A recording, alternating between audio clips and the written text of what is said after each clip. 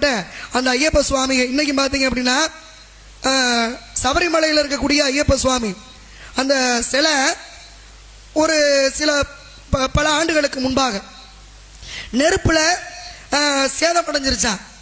சேதமடைஞ்ச காரணத்தினால இன்னைக்கு சபரிமலையில் இருக்கக்கூடிய அந்த ஐயப்பனுடைய சிலையை யார் செஞ்சு கொடுத்தாங்க அப்படின்னா நம்முடைய தமிழகத்தை சேர்ந்த பிடிஆர்னு சொல்லுவாங்க, பழனிவேல் ராஜன் அவர்களுடைய குடும்பத்தால், அதாவது நம்ம தமிழராலே செய்து கொடுக்கப்பட்டதுதான் இன்னைக்கு ஐயப்பன் கோயிலில் இருக்கக்கூடிய சபரிமலையில் இருக்கக்கூடிய அந்த சிலை.